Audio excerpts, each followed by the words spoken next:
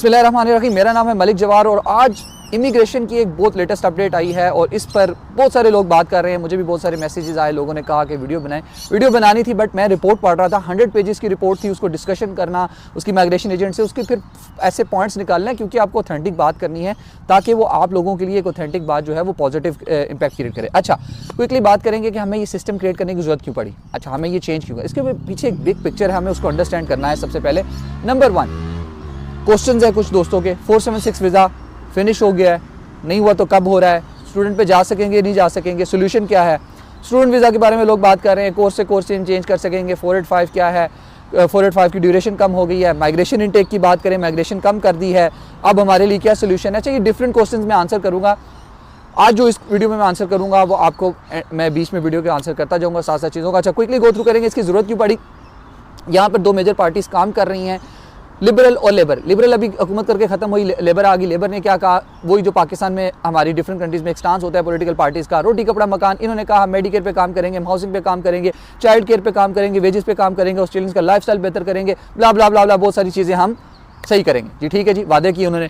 अब जब उन्होंने वादे पूरे करने का टाइम है, उन्होंने देखा कि यार हम वादे पूरे करना चाह रहे हैं लेकिन उसके साथ साथ हमें हर्डल्स बहुत ज़्यादा क्रिएट हो गए। हर्डल्स कौन से जी, हाउसिंग नहीं है यहाँ पर, इन्फ्लेशन बहुत ज़्यादा हो गई है, मेडिकेयर पे बहुत ज़्यादा जो है वो बर्डन आ गया है, लोगों के लिए जो है वो यहाँ पर रहना मुश्किल हो गया, लाइफस्टाइल बेहतर करने के बजाय लाइफस्टाइल और ख़राब हो गया। और ये हर्डल्स आ रहे थे उनको अपनी जो है वो अपने काम करने में। अब देखा तो ये हर्डल्स किस वजह से आ रहे हैं, माइग्रेंट्स की वजह से आ रहे हैं, जिसमें एक बहुत मेजर रीज़न माइग्रेंट्स है और भी बहुत सारी रीजन हैं। अच्छा, जब उन्होंने माइग्रेंट्स की तरफ देखा तो उन्होंने कहा इमिग्रेशन सिस्टम को देखते हैं कि किस तरह आ रहे हैं, ये क्या कर रहे हैं। देखा तो वो ब्रोकन है। उन्होंने कहा कि यार हम इसको ठीक करेंगे। इस साल के शुरू में उन्होंने कहा था कि हम इसको ठीक करेंगे। उन्होंने 2 रिव्यूज़ लिए, डिटेल रिव्यूज़ थे, जिसमें एक निक्सन रिव्यू था और एक डॉक्टर मार्टिन साहब का रिव्यू था। अच्छा, ये मजे की बात कि ये पॉलिसी एक्सपेक्टेड थी, हमने कहा था कि ये आएगी report by the end of this year और वो हुआ, आ गई, लेकिन हम इतनी चेंजेस एक्सपेक्ट नहीं कर रहे थे। Anyways will have to get ready for this. अब ये रिपोर्ट मैं अंडरस्टैंड करता हूँ कि इसमें बहुत सारे लोग इम्पैक्ट हुए होंगे, डिप्रेशन में चले गए होंगे, बहुत सारे लोगों के बिजनेसेस इंपैक्ट हुए होंगे। हम आज आपको एक पर्सनल ओपिनियन देंगे और बताएंगे कि इसके पीछे रीज़न क्या था, ताकि आपको पिक्चर समझ आए। हुआ क्या है कि इमिग्रेशन जब कोविड के बाद खुली तो देखा 5,10,000 बंदा इकट्ठा कंट्री में आ गया। हुआ क्या जी, सबसे पहले आपका जो प्रेशर आया वो आया हाउसिंग के ऊपर। हाउसिंग पे प्रेशर आने की वजह से क्या हुआ, 50 बंदे घर देखने के लिए जाते हैं, जिसमें से 40 गोरे होते हैं, 10 अदर कंट्रीज़ के माइग्रेंट्स होते हैं। 40 गोरे बेचारे, उनको घर नहीं मिल रहा। इसके और मेडिकल के ऊपर आपका जो है वो बर्डन आ गया। बहुत सारे लोग बाहर से आ रहे हैं, ज़रूर मेडिकल की ज़रूरत है, कोई बीमार हो रहा है, किसी को कुछ हो रहा है, उसकी वजह से यहाँ पे क्योंकि एजिंग पॉपुलेशन है, इनको डॉक्टर्स की ज़रूरत है, इनको ऐसी जो है वो मेडिकल फैसिलिटी की ज़रूरत है, लेकिन बहुत सारे लोग आने की वजह से उस पर बर्डन पड़ गया। ये इनके लिए एक प्रॉब्लम क्रिएट हो गया। अदर प्रॉब्लम इन्फ्लेशन, जो ये सारी चीज़ें एक फैक्टर्स थी जिसकी वजह से इनको ये करना पड़ा। अच्छा, चलते हैं जी। अब हुआ क्या, हुआ ये कि जी उन्होंने कहा कि हम इमिग्रेशन सिस्टम को ठीक करते हैं। इसके एग्जाम्पल मैं ऐसे दूंगा कि एक और आप अपने घर में रहते हैं, और आपके घर में आ जाता है कज़न। आपका कज़न सबसे पहले आपके रूम में आता है, घर में आने के बाद आपके रूम में आता है, रूम में आने के बाद आपको कहता है बेड पे सोना है, आपको उतारता है नीचे, आहिस्ता आहिस्ता करते करते आपको वो रूम से बाहर निकाल देता है। इसी तरह हमने किया, माइग्रेंट्स आए, माइग्रेंट्स ने आकर क्या किया, यहाँ पर आहिस्ता आहिस्ता ऑक्यूपाई करना शुरू किया। घर ले लिए जी, गोरों के पास रहने के लिए घर नहीं है, जॉब्स ले ली, गोरे जो बेचारे जॉब ढूंढते फिर रहे हैं, उनके लिए भी प्रॉब्लम क्रिएट हो रही है, कई जगहों पे गोरों के लिए प्रॉब्लम क्रिएट हो रही है। फिर मेडिकल सिस्टम वो यूज़ करना शुरू कर दिया, गोरों के लिए प्रॉब्लम क्रिएट होनी चाहिए। अच्छा, इन शॉर्ट हम हर चीज़ में प्रॉब्लम क्रिएट करते हैं क्योंकि हमारे पास फैसिलिटीज़ थोड़ी हैं, बंदे ज़्यादा हो गए, अब हमें उसका सोल्यूशन फाइंड आउट करना था। चलें जी, क्विकली चलते हैं। हमने उसके लिए प्रॉब्लम क्रिएट कर दिया, उन्होंने कहा हम इमिग्रेशन सिस्टम को ठीक करेंगे। अब इमिग्रेशन सिस्टम को ठीक करने के लिए उन्होंने कहा कि हम कुछ चीज़ें फाइंड आउट करेंगे। 476 visa, student visa, migration, different चीज़ों के ऊपर बात होगी। 76 वीज़ा, स्टूडेंट वीज़ा, डिफरेंट चीज़ें इसमें हमने डिस्कस करनी है। सबसे पहले पर ये देखना है कि इस रिपोर्ट का मतलब क्या है। 100 पेजेस की रिपोर्ट है, इसके 8 पॉइंट्स हैं जो कि बहुत इंपॉर्टेंट है। उनमें से मैं आज नंबर 1 और नंबर 2 पार्ट्स को कवर करूंगा क्योंकि बहुत लेंथी पॉइंट्स हैं। मैं डिफरेंट वीडियोस में इसको कवर करना चाहता हूँ डिटेल में, ताकि यहाँ पर रहने वाले रेजिडेंट्स और जो लोग फॉरेन से मूव होने वाले हैं, जिनके लिए अच्छी अपॉर्चुनिटीज फ्यूचर में क्रिएट होंगी, उनको भी आइडिया हो जाए कि हमारे लिए क्या वहाँ पर जो है वो क्या एक्सपेक्ट कर सकते हैं, क्या चीज़ें हैं वहाँ पर जो हमें वहाँ जाकर फेस करनी पड़ेंगी। अच्छा जी, क्विकली बात करेंगे। सबसे पहले इस रिपोर्ट के अंदर 3 चीज़ें हैं। एक चीज़ है ऑनगोइंग, एक चीज़ है कमिटमेंट, एक चीज़ है फ्यूचर रिफॉर्म। ऑनगोइंग वो चीज़ें, वो स्टेप्स जो ये अभी चल रहे हैं, जो ठीक कर रहे हैं, 482 के ऊपर काम कर रहे हैं, स्टूडेंट वीज़ा के ऊपर काम कर रहे हैं, हाउसिंग के ऊपर काम कर रहे हैं, डिफरेंट चीज़ों के ऊपर वो काम कर रहे हैं।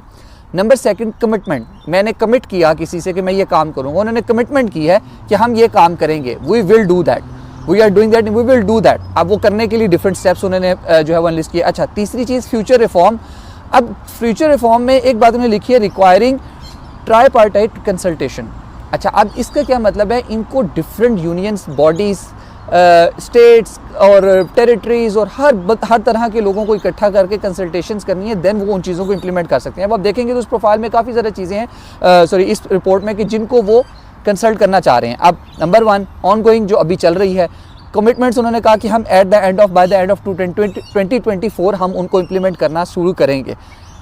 ट्रांसफॉर्म कंसल्टेशन जो है, ये रिफॉर्म फ्यूचर रिफॉर्म्स होगी जिसके कंसल्टेशन चाहिए, वो थ्रू आउट 2024 चलती रहेंगी। आपको dates by dates, month by month कुछ ना कुछ सुनने को मिलता रहेगा। अच्छा जी, नंबर 1 चीज़ temporary skilled migration. Temporary skilled migration क्या है? TSS वीज़ा था, 482 टेम्परेरी स्किल वीज़ा था, एक टेम्परेरी स्किल शॉर्टेज वीज़ा 482। अब टेम्परेरी स्किल माइग्रेशन क्या कि आपके यहाँ पर लोग जो कि स्किल लोग हैं, यहाँ पे स्किल्स जिनकी जो है वो जिन जॉब्स हैं जो क्रिएट होती हैं, जिनकी बंदों की कमी होती है, वो टेम्परेरी स्किल शॉर्टेज वीज़ा पे आ जाते हैं। टेम्परेरी स्किल माइग्रेंट्स भी उन्हें कहते हैं। अच्छा, सबसे पहले इन्होंने कहा कि ऑन गोइंग कमिटमेंट ये थी कि हमने उनकी जो है वो सैलरी बढ़ा दी, टिजमेट जो कि 54,000 समथिंग से बढ़ा के 70,000 कर दी। अच्छा जी, फिर परमानेंट रेजिडेंसी पाथ में उनके लिए हमने इंट्रोड्यूस करवाया 186 जो है वो इंट्रोड्यूस करवाया 482 से। हमने कहा कि जी आप 186 और उसके क्लियर पाथवेज बताए। अब कमिटमेंट उन्होंने क्या की? कमिटमेंट बहुत गौर से सुनने वाली बात यह है, आपने इसको गौर से सुनना है, बिकॉज ये ही पॉइंट आगे मैं एक्सप्लेन करूँगा और आपके लिए बेनिफिशियल होगा। अच्छा, उन्होंने कहा कि हम एक skills in demand visa introduce करवाएंगे जिसमें फुल मोबिलिटी और क्लियर पाथवेज होंगे। अब इसका मतलब क्या है कि जो स्किल्स डिमांड में है उससे रिलेटेड एक वीज़ा आएगा और जिसमें क्लियर पाथवेज होंगे। आपको पता होगा कि आपने इतना अर्सा काम करना है, कोई भी आप शर्त रखी होगी, उसके बाद आप परमानेंट रेजिडेंसी की तरफ मूव कर सकेंगे।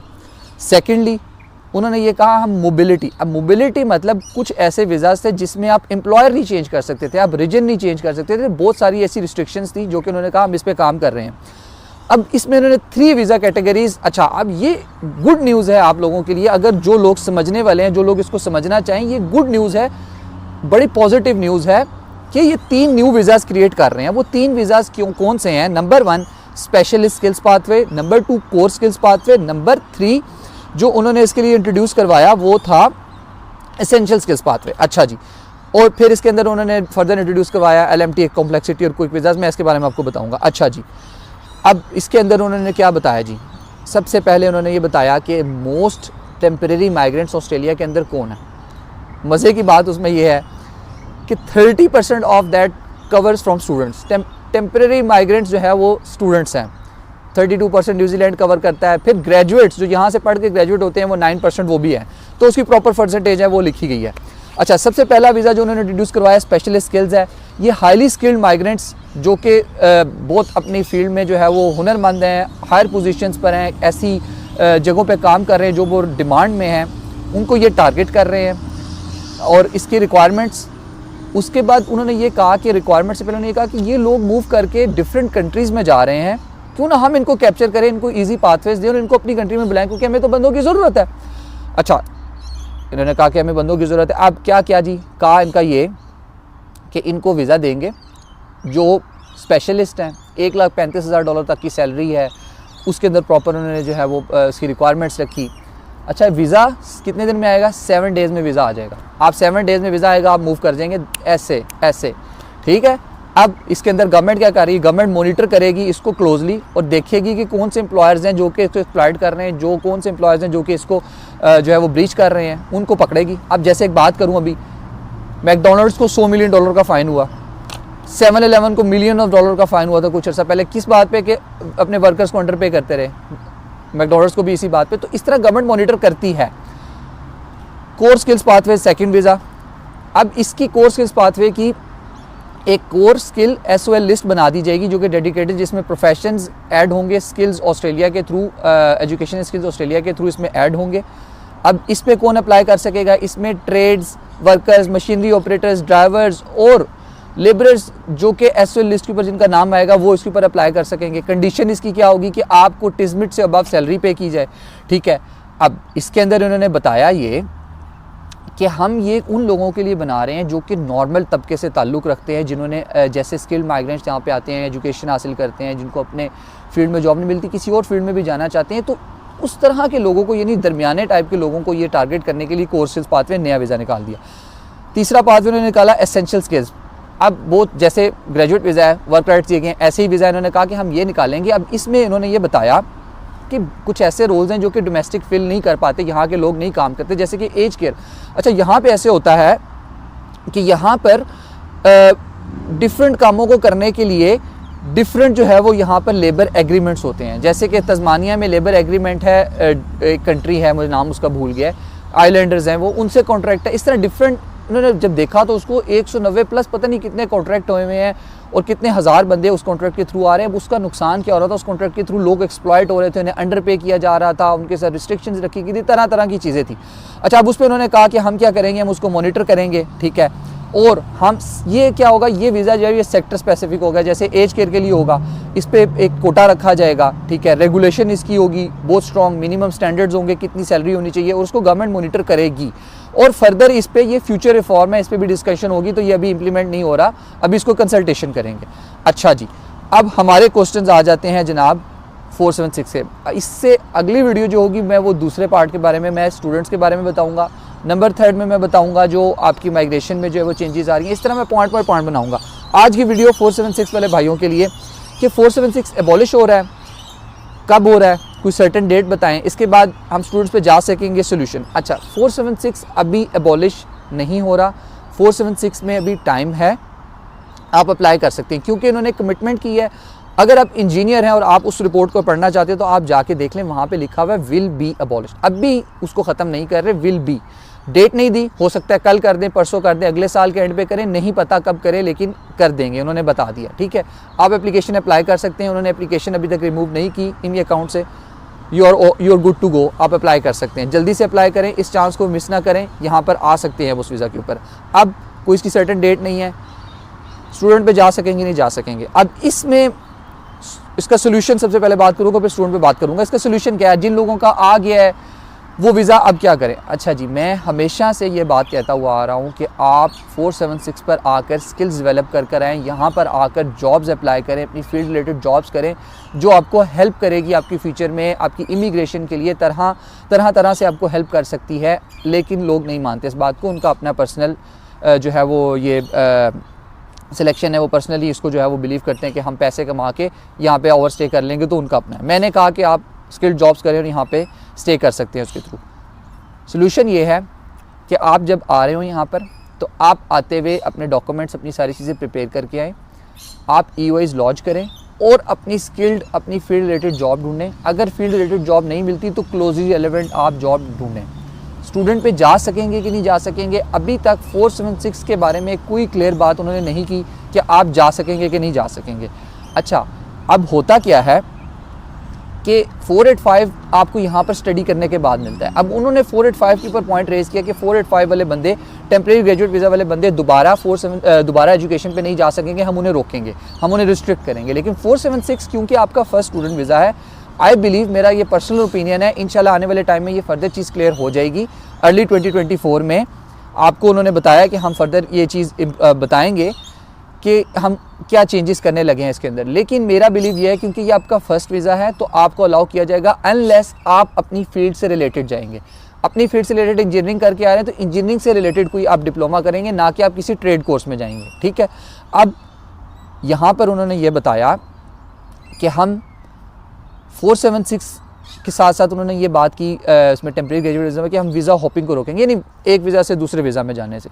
476 वाले तो एक वीज़ा ख़त्म करके यहाँ पे पढ़ना चाह रहे हैं। अब उसके लिए आपको बहुत स्ट्रॉन्ग कमिटमेंट चाहिए। यहाँ पर आप जॉब कर रहे थे, आपके पास एजुकेशन के पैसे थे, आप एजुकेशन हासिल करना चाहते थे, तो आप जा सकेंगे, 110% जा सकेंगे। मेरा मानना ये है और मैं इस पर यकीन करूँगा, बिकॉज 476 वालों के लिए ये फर्स्ट वीज़ा होगा। अच्छा, अब आपके लिए इसमें गुड न्यूज़ क्या है, ये पूरी अपडेट में 476 वालों के लिए मैं बताऊँगा कि यार आप अपनी फील्ड की जॉब लो, सबसे पहले यहाँ पर आओ, EOI लॉन्च करो और अपनी फील्ड की जॉब लो। गवर्नमेंट ने 3 वीज़ाज़ निकाल दिए हैं, आप इन 2 वीज़ाज़ के लिए एलिजिबल हो सकते हो, एक कोर स्किल्स पाथवे और एक जो एंड पे मैंने बताया एसेंशियल स्किल्स पाथवे। अच्छा, इसमें रीजनल ऑस्ट्रेलिया का भी एक वीज़ा वो अभी इंट्रोड्यूस करेंगे इंशाल्लाह नेक्स्ट ईयर, उस पर भी आप एलिजिबल हो सकते हो। आपके पास अगर अपनी फील्ड की जॉब होगी, गवर्नमेंट आपको हेल्प करेगी 485 वालों के लिए, अभी मैं कल स्टूडेंट की बात करूंगा, उसमें आप ये बात सुनना, 485 वालों के लिए वो कहते हैं कि हम ये नहीं चाहते कि लोग यहाँ ओवर स्टे करें, हम चाहते हैं वो जिस चीज़ में पढ़ के निकलें उस चीज़ में काम करें। और आप जिनके पास ऑलरेडी काम होगा, गवर्नमेंट आपको वापस नहीं भेजना चाहती, गवर्नमेंट आपको चाहती है आप यहाँ रुको, वो आपको ऑप्शंस देगी। वो कह रहे हैं कि हम ऐसी चीज़ों पे काम कर रहे हैं कि जो स्टूडेंट ग्रेजुएट होता है उसको नेसेसरी ट्रेनिंग्स दी जाएँ, उसको इंटर्नशिप्स करवाई जाएँ, उसको मार्केट में घुमाया फिराया जाए, उसको प्लेसमेंट दी जाए ताकि वो यहाँ पर रुके। इनको अब क्रीम चाहिए। ऑस्ट्रेलिया में जो लोग आएंगे अब यहाँ पर एजुकेशन के साथ साथ ये लोग स्किल्स को देखेंगे। तो अगर आप स्किल रिलेटेड जॉब कर रहे हो मेरे भाई, तो आपको ये यहाँ पे रोकने के लिए आपको डिफरेंट पाथवेज प्रोवाइड करेंगे, आप यहाँ पर रुक सकते हो। तो जिन लोगों का वीज़ा आ गया, जो भी ये कंफ्यूज है कि हम क्या करेंगे, हमारे पास फ्यूचर में पाथवे होगा कि नहीं होगा, 110% छोड़ के 200% होगा। आप इस रिपोर्ट को दोबारा जाके पढ़ लो कि आपको यहाँ पर ठहरने का मौका दिया जाएगा अगर आप अपनी फील्ड रिलेटेड जॉब कर रहे होगे। गवर्नमेंट विल सपोर्ट यू अगर आप अपनी ऑन फील्ड में जॉब करोगे। और इससे फर्दर गवर्नमेंट अभी अर्ली 2024 में फर्दर पॉलिसीज़ बताएगी कि हम इसको कैसे इंप्लीमेंट करेंगे। रिगार्डिंग इस वीज़ा के ख़त्म होने की अभी कोई पर्टिकुलर डेट उन्होंने नहीं दी, ये अभी उनका प्लान है, उन्होंने कमिटमेंट की है, वो डेट पहले देंगे, वो अनाउंस करेंगे। जिस तरह 408 में उन्होंने अनाउंस किया कि इस डेट के बाद हम ख़त्म कर देंगे। 482 वीज़ा था, उन्होंने बताया कि इस डेट से हम लोग पॉलिसीज़ इंट्रोड्यूस करवाएंगे और 25 नवंबर के बाद ये चेंजेस आएंगी, और वही हुआ। तो गवर्नमेंट पहले डेडलाइन देती है, उसको इंट्रोड्यूस करवाती है, फिर एक डेडलाइन देती है, उसके बाद वो चीज़ें फिनिश होती हैं। तो आपके लिए सोल्यूशन ये है कि अगर आप अपनी कंट्री से आ रहे हो, एक्सपीरियंस लोगों ये हाथ है भाई, वापस यहाँ पर आते साथ अपनी फील्ड की जॉब ढूंढो, चंद पैसे अपने ऊपर खर्च लो, यहाँ पर ओवर स्टे करो, यहाँ पर अपनी परमानेंट रेजिडेंसी लो और इन्जॉय करो, बजाय इसके कि इस चीज़ पे बिलीव करो कि जाना है, उबर ईट्स करना है, टाइम स्पेंड करना है और उसके बाद देखेंगे कुछ हुआ तो हुआ। इसलिए मेरी आपसे फिर दोबारा यही गुजारिश है कि आप अपनी फील्ड रिलेटेड जॉब ढूंढें, गवर्नमेंट आपको हेल्प करेगी। आपके लिए बहुत पॉजिटिव न्यूज़ है कि गवर्नमेंट दो वीज़ा जो क्रिएट कर रही है उस पर भी आप अप्लाई कर सकेंगे, आपको फर्दर पाथवेज प्रोवाइड किए जाएंगे। मज़े की बात यह है कि एम्प्लॉय स्पॉन्सरशिप और आसान कर दी है, अब आपको एम्प्लॉय ढूंढने में भी आसानी होगी। अगर आपको वीज़ा आपका एक्सपायर हो रहा है और आप कभी मतलब जॉब आप कर रहे हैं या आपको जॉब मिल जाती है तो एम्प्लॉयर आपको स्पॉन्सर करेगा, क्योंकि इन्होंने एम्प्लॉयर की कॉस्ट ही कट कर दी है। एम्प्लॉयर को कॉस्ट पे करनी पड़ती थी 7,200 शुरू में पैसे पे करने थे, उन्होंने रिलैक्सेशन दे दी। एम्प्लॉयर को पहले जॉब जो है वो मार्केट में पब्लिश करनी पड़ती थी, न्यूज़पेपर में बताना पड़ता था कि हमें बंदा चाहिए, नहीं मिलता था, उसको लेबर मार्केट टेस्टिंग LMT कहते थे। अब उन्होंने उसकी कॉम्प्लेक्सिटी को भी कम कर दिया है। जो पैसे अपफ्रंट देने थे गवर्नमेंट को कि हमने बंदा हायर किया, इसके लिए गवर्नमेंट ने कहा वो हमें आप इंस्टॉलमेंट्स में दे दो, आप क्वार्टर में दे दो, लेकिन बंदा हायर करो, हमें स्किल्स चाहिए यहाँ पे बंदे। तो आपके पास स्किल्स हैं, आप इंजीनियर्स हैं, आपके पास एक्सपीरियंस है, तो यहाँ पर आकर अपनी जॉब ढूंढें और अपनी फील्ड रिलेटेड जॉब करें। देन आपके लिए यहाँ पर पाथवेज ओपन होंगे और you will stay here for ever इंशाल्लाह। तो भाई की ये एडवाइस है 476 वालों के लिए। इंशाल्लाह नेक्स्ट वीडियो मेरी आएगी अब स्टूडेंट वीज़ा के मुतालिक उन्होंने कौन सी अब चेंजेस की, फिर माइग्रेशन के रिलेटेड कौन सी चेंजेस की, वर्कर्स एक्सप्लॉयटेशन कैसे होती है, इंग्लिश का स्कोर क्यों बढ़ाया, सारी रीजंस इंशाल्लाह हम अपडेट करेंगे, लेकिन step by step, because it's a long report और बहुत ज़रूरी है कि हम इस पूरी रिपोर्ट को समझें, इसको अंडरस्टैंड करें और देखें कि ऑस्ट्रेलिया बहुत टैलेंटेड लोगों को उठाएगा, बहुत कॉम्पिटेंट होने लगा है और बहुत इंटरेस्टिंग होने वाला है। मुझे ऑनेस्टली बहुत मज़ा आया इस रिपोर्ट को पढ़ने का, बहुत अच्छी चेंजेस उन्होंने की। कुछ लोगों के लिए डिप्रेसिंग न्यूज़ भी थी। Australia don't want that people जो कि यहाँ पर अपने आप को प्रोग्रेस नहीं कर रहे हैं। आई एम सॉरी जिन लोगों के लिए ये न्यूज़ अच्छी नहीं थी, लेकिन बेस्ट ऑफ लक टू दोस्त जो पॉजिटिव हैं और जो यहाँ पर आकर अपना करियर परस्यू करेंगे। Thanks for watching today and stay tuned for the next video guys.